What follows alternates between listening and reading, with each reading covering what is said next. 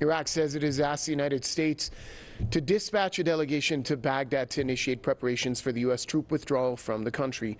The office of Iraq's caretaker premier said Adel Abdul-Mahdi has urged the U.S. Secretary of State to facilitate the pullout process. The U.S. State Department, however, has emphasized that any delegation sent to Iraq won't discuss the issue of troop withdrawal with Iraqi officials. A spokeswoman for the State Department described the presence of American forces in Iraq as appropriate. Iraqi lawmakers voted on Sunday to demand the removal of all foreign forces. The decision was prompted by a strong public backlash over the killing of Iran's top military commander, Lieutenant General Qasem Soleimani, on Iraqi soil. Joining us on this edition of the News Review, I have Professor of International Relations at Lebanese University, Jamal Wakim, who's with us from the Lebanese capital, Beirut. Also joining us from Belfast, we have author and Middle East affairs expert Saeb Shaath. Gentlemen, welcome to the program. Let's start off with Professor Wakim in Beirut. The Iraqis have made it clear they want U.S. forces to leave their country. Give us your thoughts on the recent reaction coming from the United States. They said that they won't be discussing a troop pullout with the Iraqis.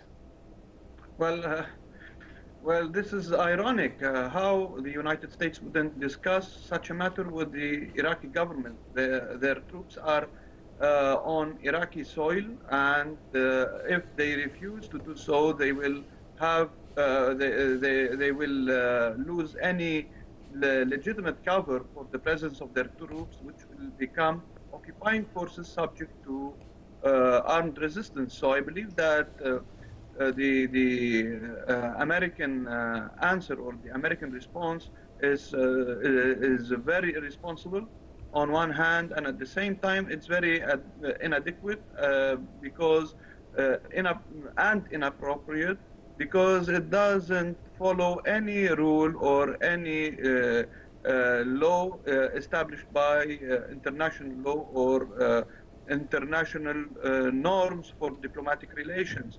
So I don't know. This proves that the United States is an occupying force, an imperialist force, and that it only responds and reacts to force and nothing else. Let's cross over to Belfast. Saeb Shaath, give us your thoughts on the recent reaction coming from the State Department. It was emphasized that any delegation sent to Iraq will not discuss the issue of troop withdrawal from Iraq or with Iraqi officials. A spokesman for the State Department also described the American forces in Iraq as appropriate. Do you think it's appropriate? You see, this is the arrogance of empire. When they were defeated in 2011, heavily defeated in Iraq. They pulled out defeated forces.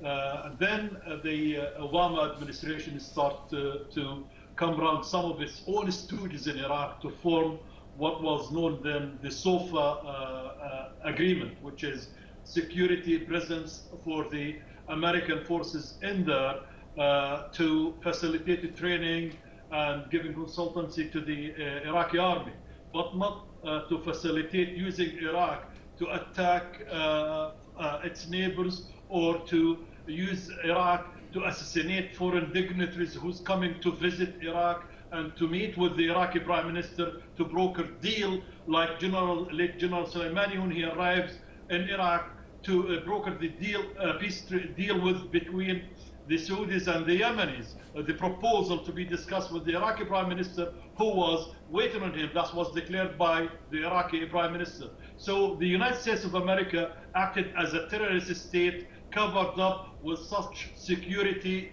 agreement, the SOFA agreement, which is, it's broke every article in it. So the Iraqi lawmakers went in on the back of that with the anger, of the people pressurizing them after the assassination of General Soleimani and Mahdi al-Muhandis, who's the deputy leader of al-Hashd al-Sha'bi, the mobilization units, who they defeated Daesh, these forces together. Soleimani and al-Hashd al-Sha'bi, they're the ones who defeated Daesh. To add to that, the lawmakers in the Iraqi parliament understand very well during the influx of Daesh from the north of Iraq toward Iraq, all of it, and nearly occupied 2/3 of it.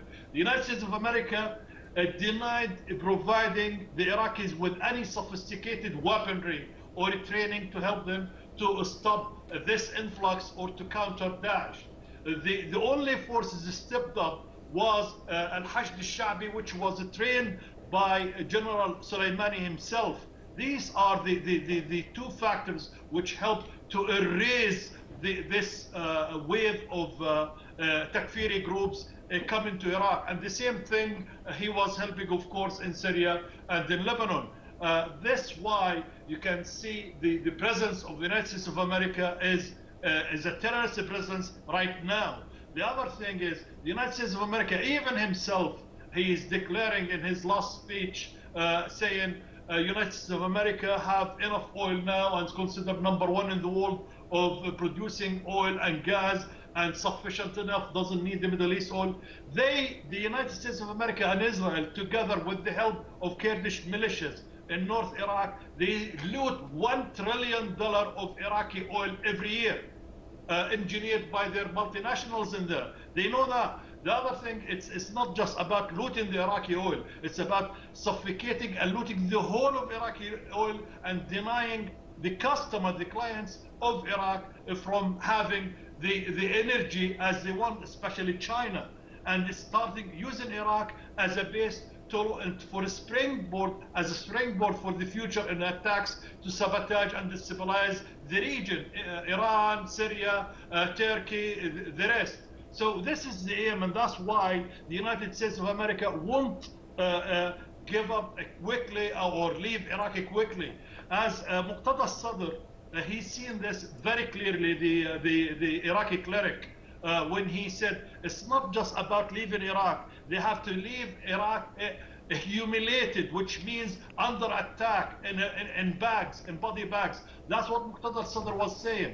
This act in Iraq by the United States of America, the terror act of assassinating General Soleimani and Abdul-Mahdi al-Muhandis, reunited the forces of Iraq. We have today, today in Iraq, the Iraqi religious authority urged all local parties to preserve unity, assume national responsibility, said, in order to end the crisis. This is a very clear message from a high authority in Iraq, telling them the days ahead are very difficult and they need to be united. But the good news is that in Iraq, the show of unity, we can witness it at every political level.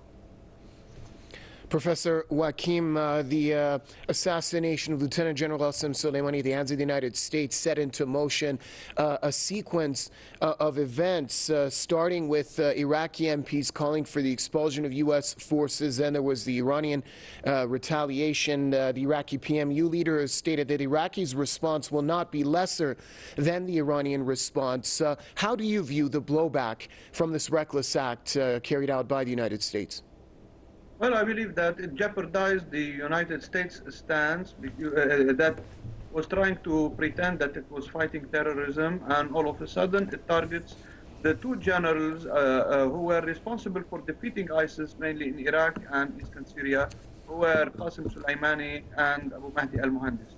So, and this had led to a reaction by the Iranians, which undermined the American status and American, let's say, reputation, military reputation, through the targeting of major military bases in Iraq on one hand, and on the other hand, it also led to a reaction by the Iraqi parliament, which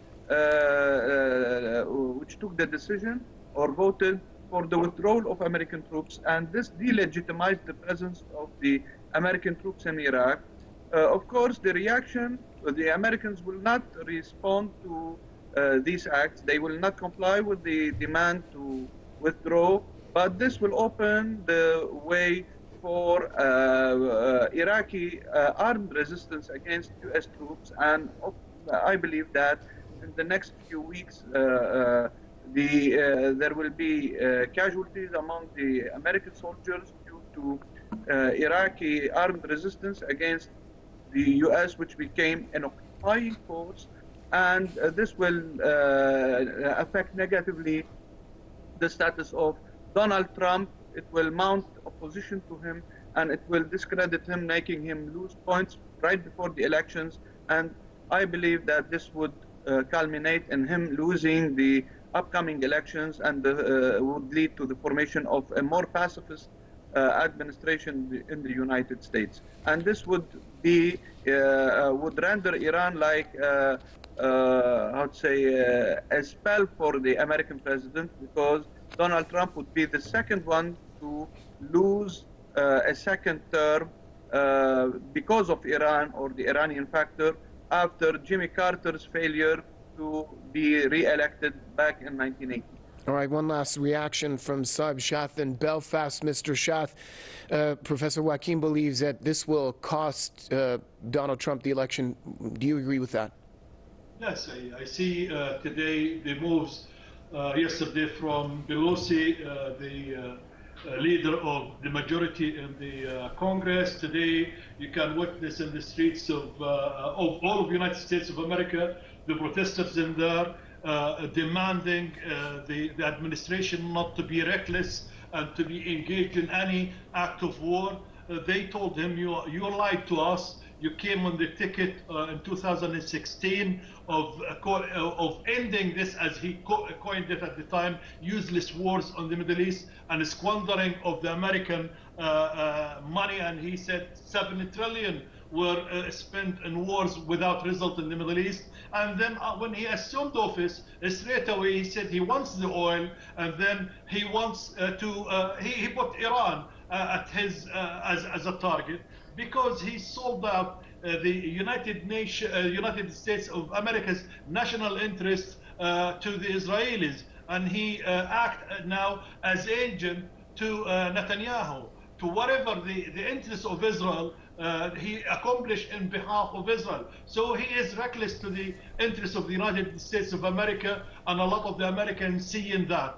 And the Iraqi lawmakers, by voting for a bill to kick all foreign presence in Iraq, that gave, as my colleague Dr. Jamal was saying, the signal to all the resisting factions in Iraq and outside of Iraq to target the American military and the foreign presence in Iraq. So their days is numbered in the area, and this is will influence his chances for another term in office.